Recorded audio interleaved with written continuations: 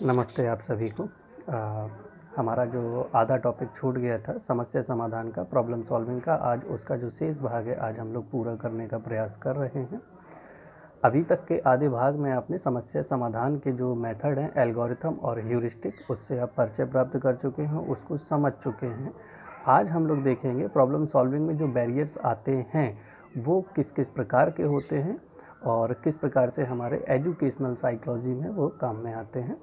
यहाँ पर ये देखने वाली बात है, समस्या समाधान के बैरियर्स जरूरी नहीं है कि सभी लोगों में समान रूप से ही उपलब्ध हों। सामान्यतः जॉन डीवी के द्वारा केवल और केवल दो प्रकार के बैरियर्स की चर्चा की गई है। पहला है आपका मेंटल सेट यानी कि मानसिक अभिविन्यास, और दूसरा है फंक्शनल फिक्सडनेस यानी कि कार्यात्मक स्थिरता।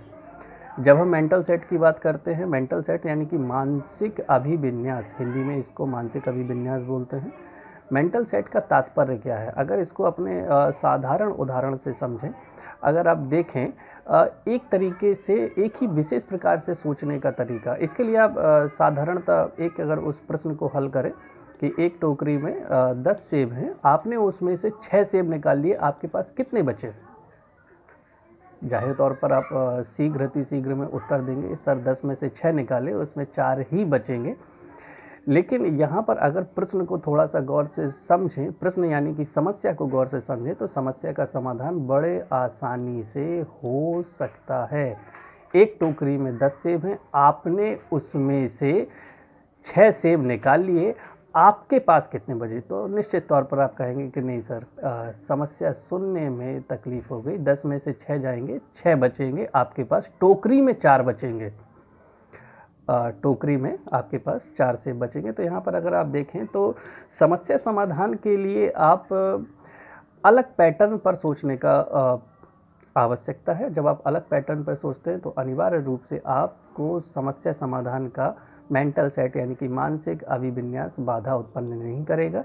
10 में से 6 जाते, 4 बचते, तो ये आपका क्या हो जाता है? Mental set. मेंटल सेट यानी कि सोचने का एक परंपरागत तरीका, सोचने का एक रूढ़िबद्ध तरीका।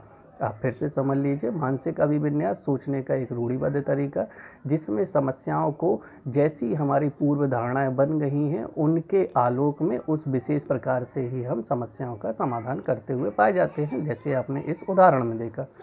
दूसरी चर्चा करते हैं हम फंक्शनल फिक्सडनेस। फंक्शनल फिक्सडनेस यानी कि कार्यात्मक स्थिरता के विषय में जब हम लोग चर्चा करते हैं तो हमें ये सोचने वाली बात है, कार्यात्मक स्थिरता कार्य करने के स्तर पर होगी, ये मानसिक स्तर पर नहीं होगी।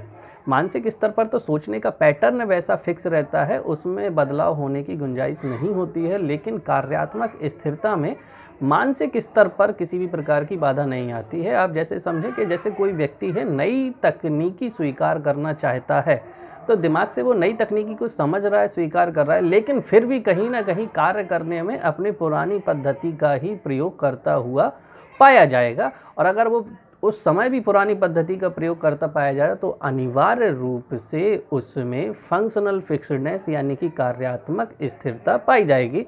इसके लिए दूरदर्शन का वो उदाहरण ले सकते हैं। अपने यहाँ किसान जो पहले जो कृषि दर्शन आपका कार्यक्रम आता था, वहाँ स्थिति क्या थी? कृषि दर्शन के कार्यक्रम में रोजाना शाम को नई नई तकनीकी का उपयोग सिखाते थे, नई तकनीक से कैसे पैदावार बढ़ाएं। लेकिन शायद ही 5% या 10% किसान ऐसे जो प्रोग्रेसिव थे उन्होंने उस तकनीकी का उपयोग किया।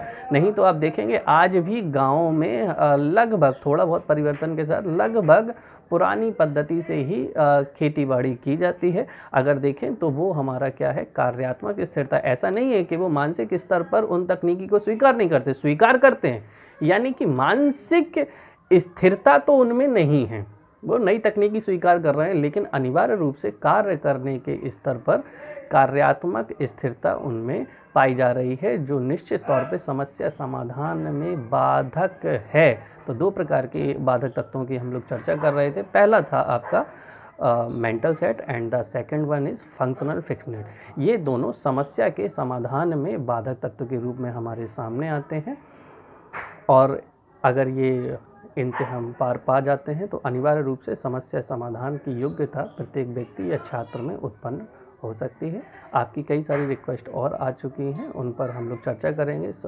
आपका इंटेलिजेंस, पर्सनालिटी और मोटिवेशन के टॉपिक के लिए आपने रिक्वेस्ट किया है, जल्दी ही उन पर हम लोग वीडियो बनाएंगे। धन्यवाद।